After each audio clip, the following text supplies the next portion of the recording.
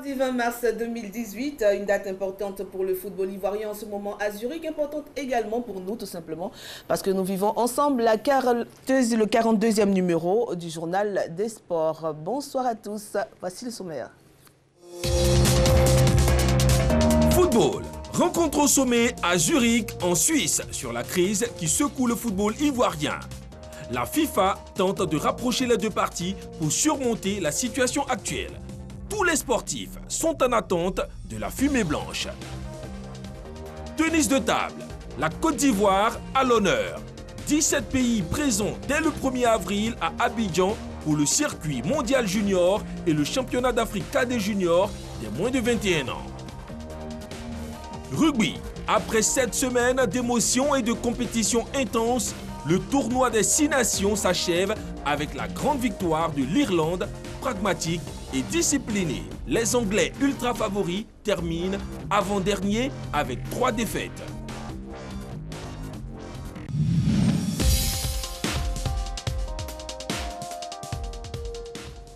Bakaiko Kapit, Kader Guilavogui, bonsoir messieurs. On l'a dit hier ici sur ce plateau, les dernières équipes ivoiriennes encore en Ligue des Champions ont été éliminées. Il s'agit de la SEC Mimosa et du WAC. Et ce soir, nous allons ensemble analyser l'échec de ces clubs ivoiriens. Pour l'actualité nationale, le sport, le top de ma santé, tel est le slogan de la Jeune Chambre internationale qui a tenu sa 8e journée sportive et de l'amitié. C'était samedi dernier au stade de l'université Félix Houphouët-Boigny de Cocody, sous le parrainage de l'ancien international Kolo Touré. 8 équipes étaient concernées par cette journée. Marlene Dasso et Aude Alegbe pour le résumé. C'est par la rencontre entre Goumen Goumen Club et Maracana Club du Plateau que débutent les matchs de cette compétition. Face à l'expérience et à la fougue des jeunes du Plateau, Goumen Goumen Club en jeu n'a rien pu faire. L'équipe a été battue 3-1. La seconde rencontre a opposé Abidjan Elite 1 envers à l'Office national du sport. C'est sur le score de 3-0 que l'ONS s'impose. L'équipe de Sounou en rouge a été plus performante qu'Élite membre potentiel. Score au thème de la rencontre 3-1. Les hommes de l'amitié FC, quant à eux, étaient face aux champions en titre Boukani FC. Décidé à remporter une deuxième fois la finale, la formation de Boukani a dès l'entame du match ciblé la faiblesse de la défense de son adversaire. Elle va en profiter pour remporter le gain du match, 2-1. Conforté par cette victoire, Boukani va tout balayer sur son chemin pour remporter la finale qui l'opposait à Maracana Club du Plateau. Deuxième victoire d'affilée donc pour Boukani dans ce tournoi. Nous avons à cette occasion beaucoup d'activités que nous menons, non seulement pour la formation de nos membres, mais également dans le cadre des actions communautaires. Nous aurons également la marche citoyenne pour la paix, parce que sans la paix, il n'y a pas de développement possible. Et nous devons inviter l'ensemble des citoyens à se mobiliser pour que la paix soit durable dans notre pays. Une séance de fitness pour toutes les équipes participantes a mis fin à cette 8e édition de la journée sportive et de l'amitié. Le Goumen Goumen Club qui a donc perdu et qui a de bonnes raisons de porter ce nom. La Fédération ivoirienne de tennis de table a animé une conférence de presse au gymnase de la SODECI. Objectif, informer les Ivoiriens sur 2 événements mondiaux qui se tiendront en avril 2018 ici à Abidjan. En l'occurrence, la compétition de circuit mondial junior et le championnat d'Afrique cadet et junior 2018. Véronique Kono. En acceptant d'abriter ces 2 événements majeurs, le circuit mondial junior et le championnat d'Afrique cadet junior des moins de 21 ans, le président de la Fédération ivoirienne de tennis de table vise 2 objectifs. Le premier, développer le tennis de table ivoirien, et le deuxième, emmener ses athlètes à se frotter au plus fort, notamment ceux de la Chine. Au total, 17 pays seront présents à Abidjan du 1er au 13 avril 2018. Ainsi, dans le souci de hisser très haut le drapeau ivoirien, la Côte d'Ivoire compte fournir dans les différentes épreuves des athlètes de haut niveau. Il est possible cette fois-ci de rencontrer des joueurs de tennis de table, notamment des Chinois, qui sont la première nation de pratique de tennis de table ici à Abidjan, et donc d'acquérir auprès d'eux les bonnes pratiques. Ces 2 compétitions d'envergure constituent un réel creuset d'intégration des peuples. Elles permettront d'aborder les phases qualificatives des Jeux africains 2019 en Algérie et des Jeux olympiques Tokyo 2020. Dans le cadre de la mise en œuvre du programme d'appui de la promotion du sport de masse et du sport pour tous, le ministère des Sports et Loisirs a organisé une journée à l'attention des étudiants de l'Institut national polytechnique Houphouët-Boigny, INPHB, de Yamoussoukro. C'était samedi dernier et Bonfils Bédi y était. Environ 650 personnes ont pris part à cette journée sportive en présence de plusieurs autorités administratives, dont le préfet de région. Marche sportive, séances de fitness et rencontres en sport collectif sous la forme de tournois ont meublé cette journée. C'est par une séance de fitness pour bien réveiller les muscles que cette journée a commencé effectivement. Une mise en jambe après laquelle les randonneurs se sont offerts quelques kilomètres de marche dans les environs de l'INPHB. Et c'est encore par une séance de fitness que cette marche sportive s'est achevée avant les compétitions de sport collectif. Les rencontres âprement disputées entre les établissements INPHB Sud et INPHB Centre ont donné les résultats dans les disciplines suivantes. Handball homme, INPHB Centre bat l'INPHB Sud 17-16. Volleyball dame, l'INPHB Sud bat l'INPHB Centre 2-7-0. Ensuite, au football, le verdict donne largement vainqueur l'INPHB Sud qui s'impose 4-0 face à l'INPHB Centre.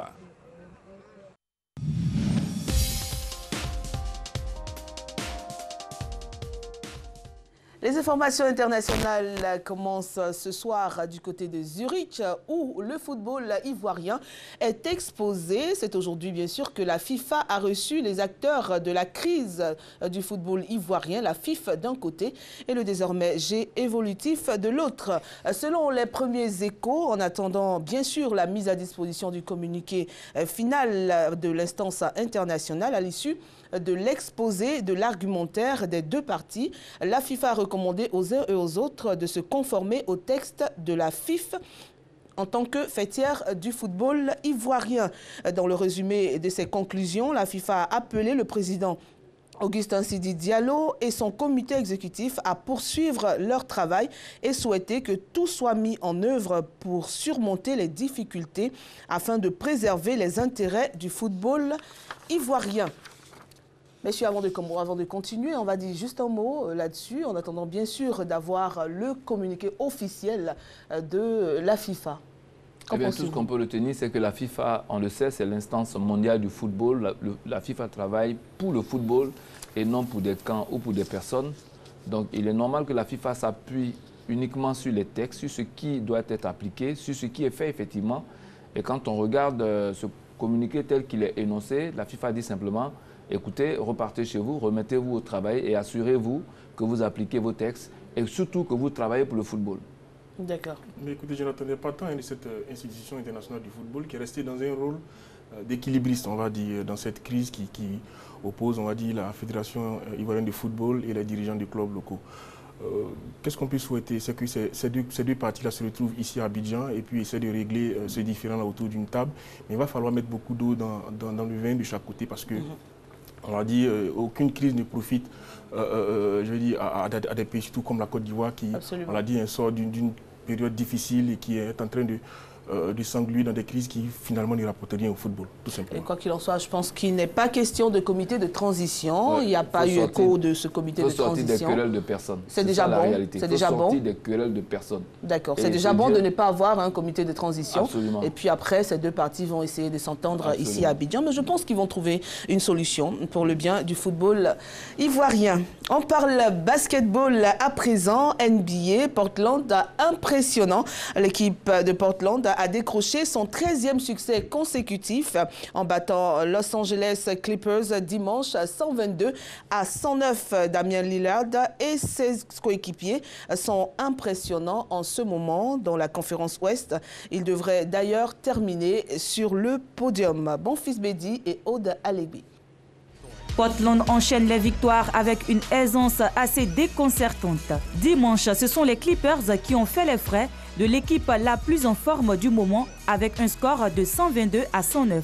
Contrairement au premier succès de cette belle série en cours, ce n'est pas seulement Damien Lillard qui a fait la différence. Le meneur All-Star n'a même pas eu à forcer son talent.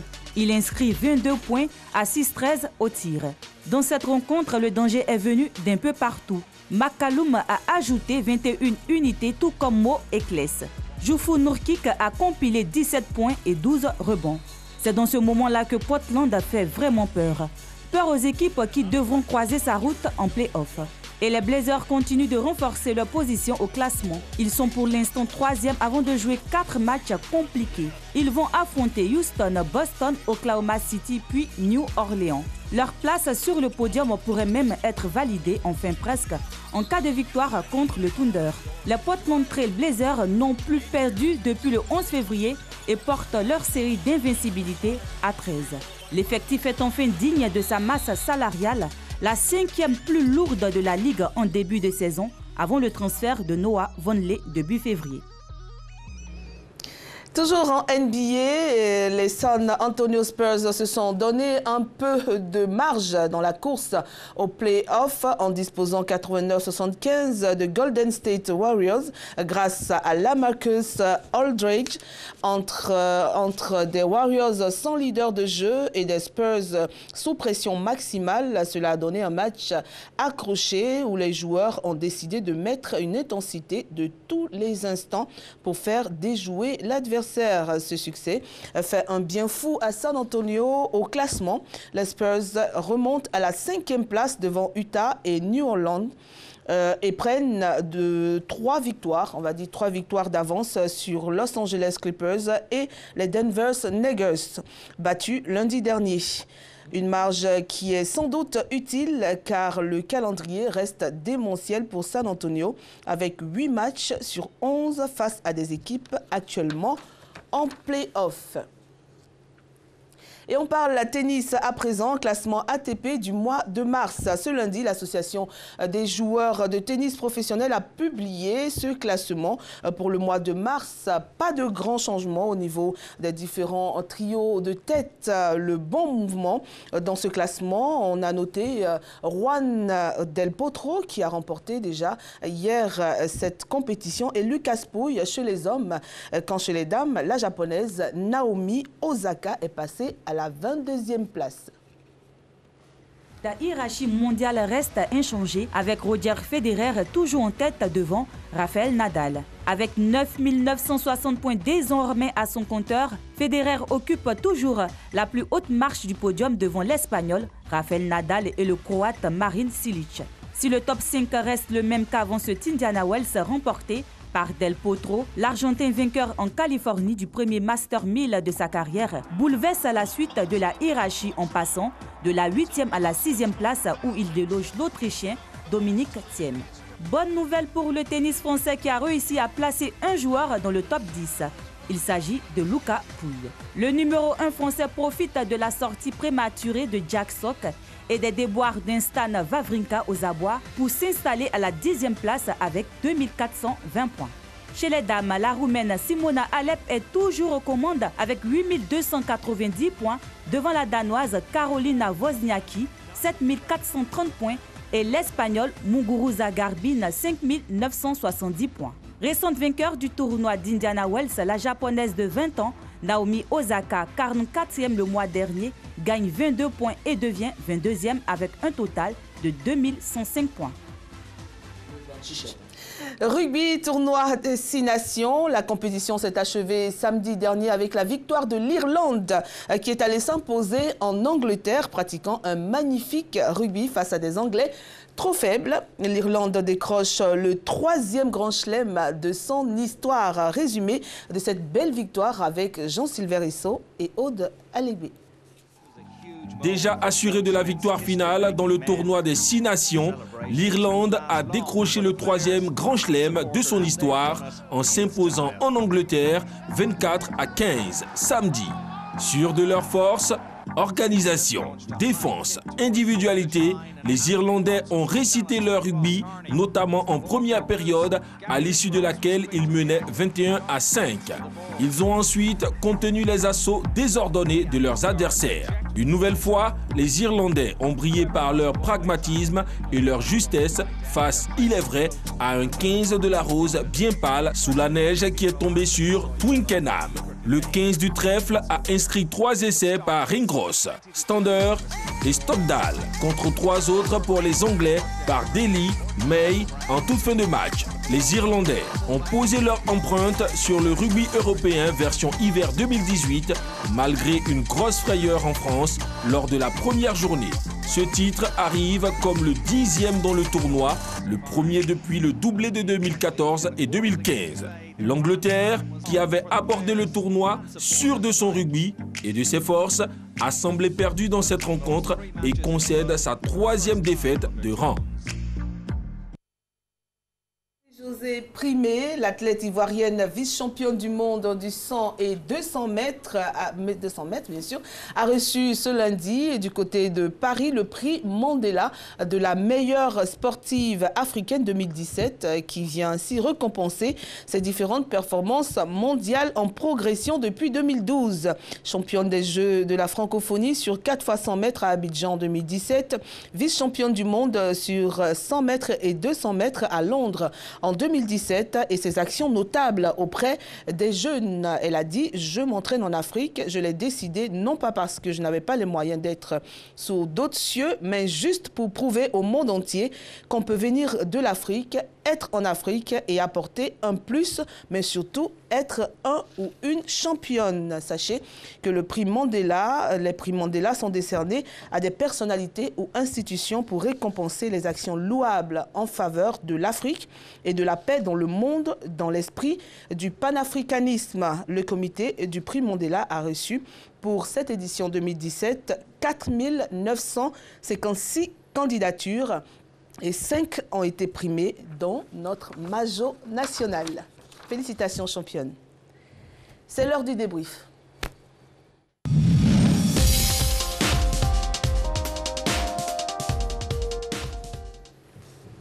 Messieurs, nous sommes là ce soir pour parler de l'échec des clubs ivoiriens en compétition internationale. L'ASEC Mimosa et le WAC n'ont pas réussi à se qualifier pour les phases de poule de la Ligue des Champions. Les 2 représentants ivoiriens ont été éliminés en 16e de finale, mais sont reversés en Coupe de la Confédération, une compétition dans laquelle la Côte d'Ivoire était représentée par les équipes de l'Africa Sport d'Abidjan et de l'AS Standa, éliminées elles aussi dès le premier tour, le tout préliminaire d'ailleurs. Jean-Sylvain Ressot, Sébastien Wogna analyse cet échec.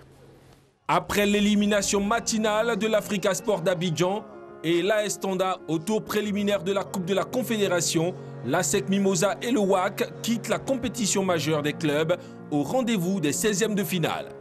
Le rêve de voir une équipe ivoirienne évoluer parmi les meilleurs du continent cette saison ne se réalisera malheureusement pas. Faute à des équipes impuissantes et pas à la hauteur de leurs adversaires, pas forcément meilleurs.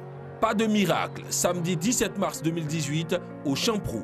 En effet, l'inexpérimenté WAC d'Abidjan, malgré sa victoire de 2-0 sur son homonyme marocain, quitte la compétition avec des regrets.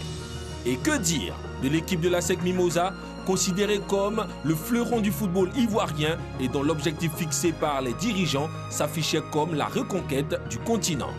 Les jaunes et noirs, intouchables en Ligue 1 de Côte d'Ivoire, ont passé une difficile soirée le dimanche pour avoir été renversés 2-1 au stade Félix Houphouët-Boigny après leur brillante victoire 1-0 sur la pelouse du Zesco United. Ces piètres campagnes ivoiriennes mettent en exergue le problème du niveau réel des équipes ivoiriennes. D'où la pertinente interrogation qui intervient après les échecs de nos équipes, mais qui reste toujours sans solution. La Ligue 1 ivoirienne regorge-t-elle de bons joueurs? Ou encore, peut-elle rivaliser avec les meilleurs du continent? Si oui, comment comprendre que depuis la finale perdue du COE Sport de San Pedro en Coupe CAF en 2014, aucune équipe n'est parvenue à jouer au moins une demi-finale de l'une des 2 compétitions de la CAF. Il est donc temps de rechercher rapidement les remèdes à notre mal, plutôt que faire des palabres à n'en point finir qui ne profitent en réalité à personne. Car les échecs se répètent et la Côte d'Ivoire pourrait sortir des 12 pays du continent considérés comme les meilleurs ayant droit à placer 4 représentants dans les compétitions interclubs de la CAF. Oui, Samuel Mech, nous comprenons votre inquiétude. Et nous aussi, nous sommes très inquiets pour ce football ivoirien, surtout pour les clubs qui ne se retrouvent pas en ce moment. D'ailleurs, on va commencer par ce match du WAC. Match aller 7-2, alors que le match à la mi-temps était de 2 buts partout. Une équipe inexpérimentée, on l'a dit, du WAC d'Abidjan. Mais résultat, eh bien, le WAC est éliminé. Alors, apprentissage difficile pour les guêpes d'Abidjan, puisque c'est comme ça qu'on les appelle ici sous nos tropiques, qui sont allés se frotter, on va dire, à la difficile expérience de croiser un adversaire beaucoup plus coriace que lui, à l'évidence, en l'occurrence, le champion d'Afrique, le WAC de Casablanca. Une équipe, vous l'avez dit, qui a manqué d'expérience, mais qui a surtout cru qu'elle pouvait rivaliser dans le jeu avec une équipe, on va dire, qui a vu des verts et des pas mûrs. On a tous rêvé ici, même sur ce plateau, je m'en souviens, à la mi-temps, 2 buts partout. Mais après, comme je dis, le WAC s'est cru, je l'ai dit, c'est vu trop beau pour rivaliser, pour tenter de rivaliser avec cette équipe du WAC. Elle a ouvert le jeu comme elle a l'habitude de faire. Et puis face à des équipes comme le WAC de Casablanca, ça ne pardonne pas. Quand elle a décidé d'appuyer sur l'accélérateur, nos chers concitoyens n'ont pas réussi, n'est-ce pas, à se mesurer face à cet ogre-là. Et puis sur le match retour, d'aucuns parlent d'une équipe bis du WAC de Casablanca. Maintenant, j'ai vu le 11 entrant, il y a 7 joueurs titulaires qui ont bien joué. C'est tout le mérite de cette équipe du WAC d'Abidjan qui a réussi à décrocher cette victoire-là. Mais pour moi, c'était un apprentissage, on va dire, heureux pour cette équipe qui, à l'occasion de passer le tour du cadrage et intégrer, n'est-ce pas, cette Coupe de la Confédération. Situation du WAC. Oui, en fait, pour moi, l'apprentissage, ce n'est pas seulement pour les gamins sur le terrain, c'est pour toute l'équipe d'encadrement du WAC. Parce qu'effectivement, on a vu que le choix tactique au match aller aura coûté cher. L'équipe a donné l'impression de jouer en sur-régime pendant toute la première mi-temps, donc elle y a laissé quasiment toute son énergie. Quand on voit tous les buts marqués en deuxième mi-temps, eh bien, les joueurs n'avaient même plus la force de se replacer. Donc, ça n'est pas qu'ils étaient plus démobilisés ou que les autres étaient devenus plus forts. On sentait qu'ils avaient laissé trop d'énergie dans la première mi-temps. Donc, ils n'étaient plus à mesure de refaire le même niveau, d'accomplir le même niveau d'effort. C'est vrai aussi que lorsqu'on est dans l'encadrement, dans ce genre de compétition, on va avoir une certaine expérience. Et je pense que même au plan de la logistique, je ne suis pas sûr que tout ait été fait comme il faut. Il y a par exemple des éléments simples que moi je vois. Moi je vois ici nos équipes, quand on joue, faute peut-être d'équipement, les joueurs portent le même maillot pendant les 2 mi-temps. Eh bien, dans les pays froids, on ne porte jamais le même maillot. On porte un maillot en premier mi-temps, en deuxième maillot, on porte un maillot sec. Parce que si tu portes le même maillot humide, eh bien, tu gèles. Et donc après, c'est tellement difficile. Je ne sais pas comment ça s'est passé, mais je ne suis pas sûr que ce genre de petites choses-là ait été prise en compte. Et donc les garçons ont pu porter des maillots qui finalement... je pense que pour avoir été là-bas, dans les vestiaires même, ils n'ont pas changé de maillot. Voilà, s'ils n'ont pas changé de maillot, eh bien après on a vraiment froid et le maillot il devient plus lourd à cause de la sueur qu'on a emmagasinée et du froid que ça porte. Voilà, c'est des petites choses simples, mais qui jouent sur la qualité de la prestation d'un joueur et qui montrent que, en fait, ceux qui encadrent n'ont pas encore tous les petits rouages qui font ce genre de compétition. Comme on dit, c'est bien de voyager, c'est bien pour toute l'équipe du WAC, joueurs, encadreurs, d'avoir appris. Et on espère vraiment qu'ils en tireront les leçons. Et quand vous me parlez de maillot, il y a une image qui me vient en tête, ça veut dire qu'à la fin, il n'est pas question pour nous de changer de maillot. Hein, eh bien, sinon, d'échanger avec les on n'a pas d'équipement pour le match suivant. Je pense quand même que le WAC a dépassé ce problème-là. Je pense que le WAC a suffisamment de moyens, en tout cas mon plan matériel pour non, mais ce n'est pas toujours une absence de moyens, c'est une affaire d'organisation. Je veux dire, on peut décider pour une équipe donnée que le maillot à la fin d'un match, il est acquis par le joueur, donc il peut l'échanger. On peut décider aussi que le maillot doit revenir. Donc ce n'est pas toujours une affaire de moyens, c'est une affaire de choix. Moi, je pense qu'aujourd'hui, l'encadrement dans nos équipes n'a pas encore choisi l'idée qu'un maillot peut changer, soit changer le maillot. Alors qu'il y a des équipementiers qui sont prêts à travailler, c'est ça. Voilà. D'accord. On va pas faire le procès du maillot. On va continuer donc avec l'élimination des équipes ivoiriennes. Donc, qu'est-ce qu'on retient de cette élimination en quelques phrases pour qu'on puisse avoir une idée? Qu'est-ce qu'on retient de cette élimination du WAC ivoirien? Écoutez, qu'elle aura appris de ses erreurs, notamment du match aller, prendre 5 buts sur 45 minutes, forcément, vous en tirez les leçons. Et j'espère que cette élimination, surtout ce match aller-là, va leur permettre de se rendre compte de la difficulté quand vous atteignez la Ligue des Champions et des efforts qu'il faut faire véritablement pour passer ce cap-là. Quelle erreur à ne pas commettre à nouveau? Eh bien, il faut savoir gérer les 2 matchs et chacune des mi-temps dans chacun des 2 matchs. Il faut répartir ses efforts. Il faut surtout savoir que le match aller en terre étrangère, ce n'est pas exactement le même match qu'on doit fournir chez soi. Il faut éviter de prendre la raclée. Quand on a déjà marqué 2 buts, eh bien, on ne joue pas pour défendre, mais on joue pour ne pas perdre. On joue pour ne pas prendre plus de buts, pour ne pas que l'écart devienne difficile à surmonter. Je pense que le WAC a joué à fond, même en deuxième période, parce qu'il se disait qu'il pouvait encore marquer. Le WAC ivoirien. Ils ont joué à fond les premières minutes de la deuxième mi-temps. Donc, ils ont laissé tout ce qu'il y avait comme énergie. Moi, quand j'ai vu tous les 4 autres buts, on sent des buts où les Marocains sont en roulis parce que les joueurs du WAC ne sont même plus là dans le repositionnement. Ils sont épuisés. Donc il faut éviter de faire cette erreur. Mais quand je dis c'est dans l'ADN de cette équipe du WAC d'Abidjan que de jouer. On n'a pas l'habitude de fermer le jeu. C'est une équipe qui est offensive, qui aime le beau football, donc il ne peut pas se réunir. Mais après, il faut être stratégique. Ce qu'on a retenu, c'est que quand vous regardez l'équipe du WAC ici, jusque dans les arrêts du jeu, ils ont le même rythme. Or, dans ce match contre le WAC là-bas, ils étaient épuisés. Donc, on a une différence de niveau d'engagement. C'est-à-dire qu'il faut la gestion des énergies. Exactement. Il faut gérer donc, il faut savoir gérer les 2 matchs, le match aller et le match retour. Mais félicitations au WAC, cette jeune équipe, ce centre de formation, on va dire, qui vient de monter et qui est arrivé jusqu'à ce niveau, qui s'est mesuré au grand WAC et qui aura dans les annales du football battu le WAC ici en Côte d'Ivoire 2-0. Voilà. Équipe A ou pas, voilà. Ils ont battu le WAC. L'équipe A, comme vous avez 7 joueurs sur 11 dans le 11. C'est pareil, voilà. On parle de l'ASEC Mimosa à présent. L'ASEC Mimosa qui bat donc Zesco United 1-0 au match aller. Et l'ASEC Mimosa qui, au match retour, se fait battre 2-1. Qu'est-ce qui n'a pas marché? L'échec. C'était un échec. Vous parlez d'échec des clubs ivoiriens engagés en Coupe d'Afrique. Pour l'ASEC Mimosa, c'était un véritable camouflé. Tout simplement parce qu'on se souvient qu'en début de saison, lors de l'Assemblée extraordinaire de l'ASEC Mimosa, le président Roger Ognien avait fait de la reconquête de l'Afrique la priorité pour l'ASEC Mimosa cette saison-là. La preuve, c'est qu'il avait brandi des joueurs à qui il a pris d'or pour certains, et qu'il avait brandi comme des trophées à cet âge-là. Il a dit, avec ces garçons-là, je suis sûr d'aller à la conquête de l'Afrique. Et quand on parle de conquête de l'Afrique, c'est la Ligue des Champions, ce n'est pas la Coupe CAF. La coupe de la Confédération CAF, je vais dire. Et finalement, il s'est avéré que cette équipe-là n'est pas réussi à passer ce tour-là, ce dernier tour, on va dire, avant les phases de poule, et qui est tombé face à une équipe du Zesco qu'elle est allée battre. On va dire, curieusement, à l'extérieur, on a l'impression que l'ASEC Mimosa, quand elle évolue à domicile, on va dire, à les ailes qui sont plombées tout simplement. Elle n'arrive pas à se lâcher. Il y a eu ce problème avec le Bénin. Ici, ça a été difficile. Absolument.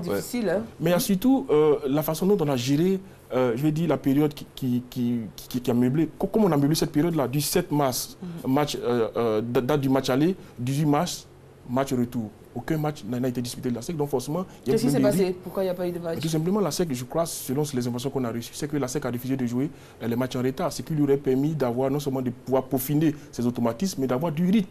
Parce que c'est ce qui a manqué. Quand vous prenez l'équipe de la SEC, vous la voyez tonitruante en début de partie, mais après 30 minutes de jeu, elle est essoufflée tout simplement parce qu'elle n'a pas le rythme dans les jambes, tout simplement.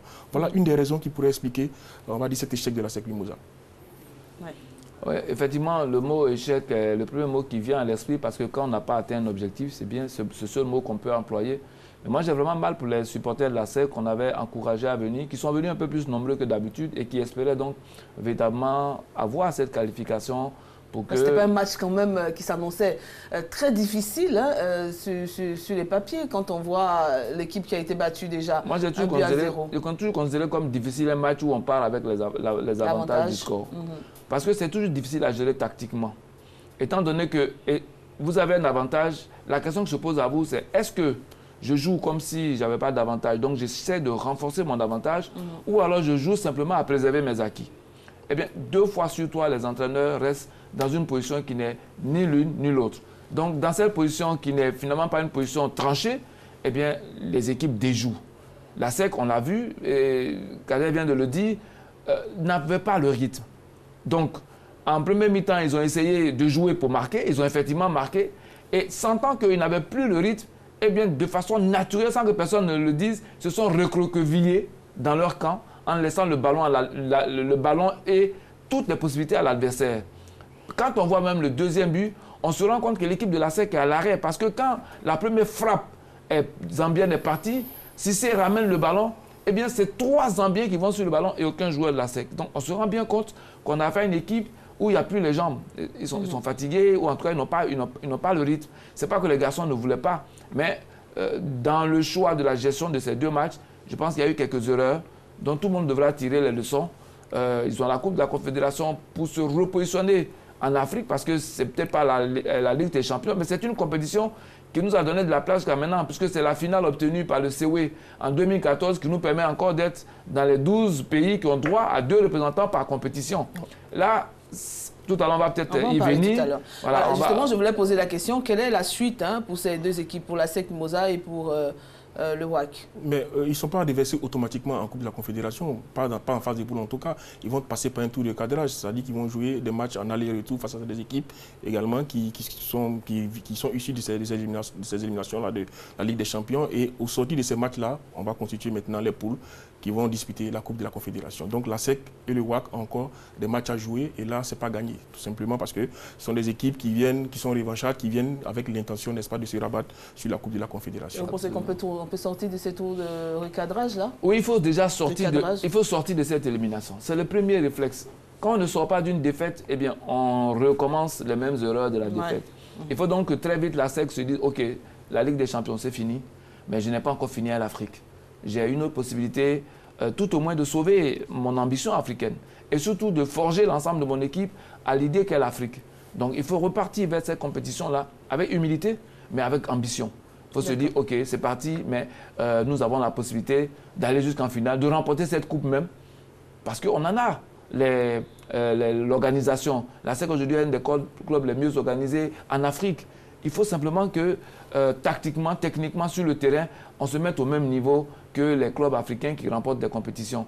Pour l'instant, j'ai l'impression qu'il y a quelques petits éléments qu'il faut encore corriger, notamment dans les choix tactiques. On a vu dans ce match, les choix peuvent être meilleurs que celui-là.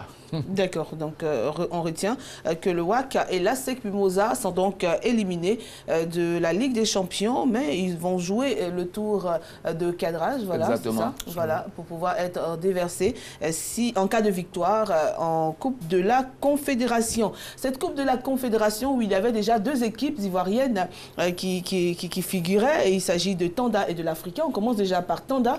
Tanda qui en championnat national là, est très mal barré et voilà, squattait le bas du tableau et qui se retrouve à cette compétition et qui sort très tôt déjà au tour préliminaire. Alors, je l'ai dit, tout résultat autre qu'une qualification pour l'Est aurait été la surprise, aussi bien pour l'Afrique que pour Tanda. Parce que pour moi, parler d'échec pour ces équipes-là, c'est leur faire trop d'élégance, tout simplement. On parle de Tanda déjà. Absolument, parce que ce sont des équipes qui n'ont rien proposé en termes de projet, depuis les 2 titres de champion de Côte d'Ivoire, qui n'ont rien proposé derrière en termes de projet, en termes de formation, en termes de projection même sur l'Afrique.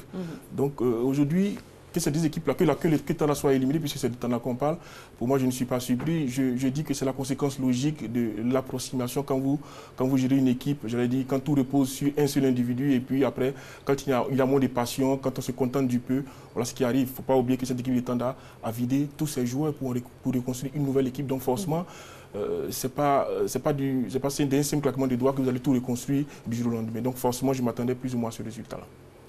Oui. Vous aussi? Oui, on a toujours cette impression qu'à Tanda, il n'y a pas une équipe, mais il y a un homme. L'honorable qui a son équipe, qui a porté cette équipe à un certain niveau, et puis qui, petit à petit, donne l'impression de laisser l'équipe revenir au niveau le plus bas.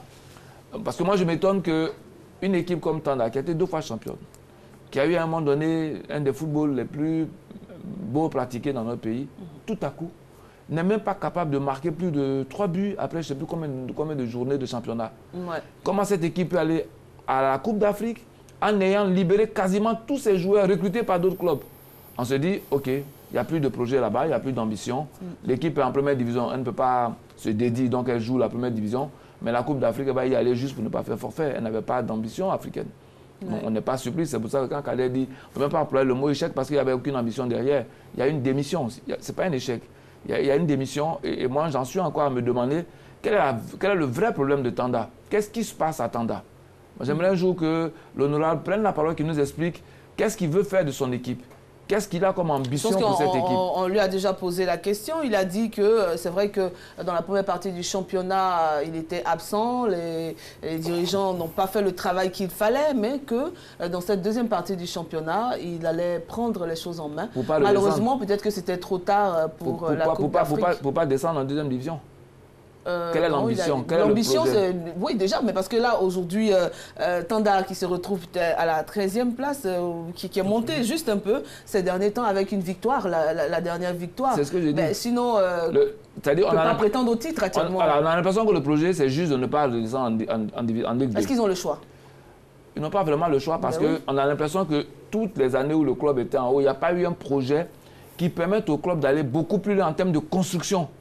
Parce que la victoire d'un jour, c'est bien, mais il faut pérenniser. Mais on ne pérennise pas sans un projet structuré, organisé à 2 ans, à 3 ans, à 5 ans, à 10 ans même, où on regarde comment on va évoluer, comment on va s'organiser, comment structurellement on va évoluer, comment on va mettre les fondations d'un grand club.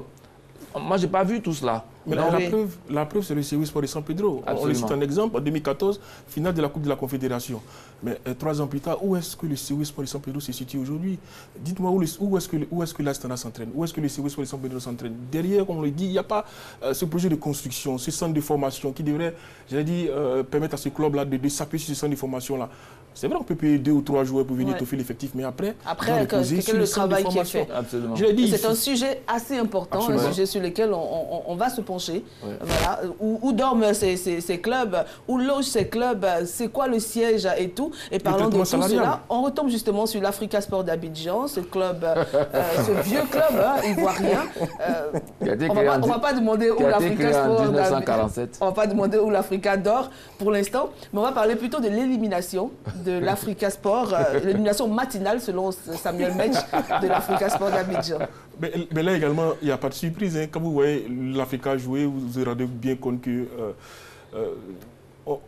comme le grand frère Capit le dit, on joue pour jouer véritablement finalement à l'Africa. Parce qu'il n'y a pas l'idée de jeu même de l'Africa n'existe pas. Quand vous prenez cette équipe-là, quand vous prenez l'effectif de l'Africa, vous avez 2 joueurs, Zadi Hortalin et peut-être le Ghanéen Opoku Richemont, qui peut-être ont un niveau élevé au-dessus des autres. Sinon, tout le reste, c'est vraiment limite. C'est même limite même pour le championnat, parce que regardez le positionnement de l'Africa dans les tableaux, a fortiori dans la Ligue des Champions ou la Coupe de la Confédération. Donc, forcément, moi, la dernière fois que l'Africa a eu un véritable projet, c'était en 2008-2009, sous les Kouyoté Assis. Là, on avait un entraîneur qui s'appelait Toto Nobile, qui était venu avec un vrai projet, qui avait pour ambition de remporter la Ligue des Champions en 2010 et en 2011. Après, ça s'est poursuivi avec Doko Popovic, qui nous a émerveillés avec une équipe solide qui allait jouer des matchs amicaux en Arabie Saoudite contre l'Inter de Milan. Il y avait un vrai projet. Mais regardez aujourd'hui, l'actualité de l'Africa se résume au conflit Guiagon parfait. Avec ça, comment vous voulez évoluer, comment vous voulez atteindre des résultats? Aujourd'hui, moi j'ai mal pour l'esprit de l'Africa qui très souvent s'en prennent aux arbitres. Mais ils ne font rien contre les dirigeants qui, pour moi, n'ont pas de véritable projet à proposer à l'équipe. Sortir l'équipe de cette ornière-là, véritablement, pour remettre l'Africa sur les bons rails. Il nous reste 2 minutes d'émission. L'Africa Sport d'Abidjan, très décevante. En fait, au niveau de l'Africa aujourd'hui, il faut que tout le monde sorte de l'histoire. Il faut que tout le monde sorte du passé et qu'on se projette sur l'avenir. Parce qu'on a comme l'impression que tout le monde regarde l'Africa à travers son passé glorieux, des années 90, des années 80 même, où c'était l'équipe de référence. Aujourd'hui, le football est devenu une activité économique sérieuse. Il faut l'organiser. Il faut avoir ce qu'on appelle des objectifs majeurs. Et il faut justement mettre des fondations pour construire cet objectif majeur. Et là, aujourd'hui, qu'il s'agisse des dirigeants, des supporters, de tout ce qui est autour de l'équipe de l'Africa, on a comme vraiment l'impression qu'on est encore dans le passé. Il faut se prendre en main aujourd'hui et regarder devant et se mettre à construire au lieu de s'insulter les uns les autres, au lieu de rester dans les querelles de personnes. L'Africa doit s'actualiser, tout simplement. L'Africa doit s'actualiser. On retient donc l'Africa Sport d'Abidjan et Tanda, éliminé très tôt dans cette Coupe de la Confédération. La SEC Mimosa et le WAC éliminé en 16e de finale de la Ligue des Champions et qui tenteront de jouer la Coupe de la Confédération. Toujours est-il que nos 4 équipes en compétition africaine n'ont pas donné de très bons résultats. Pour l'instant, que se passe-t-il ? Qu'allons-nous tirer comme leçon de ces échecs? Je pense que chacun se fera son idée et puis on espère que le football ivoirien va avancer. Merci messieurs. On se retrouve certainement demain pour d'autres informations sportives. Merci à vous également. À demain.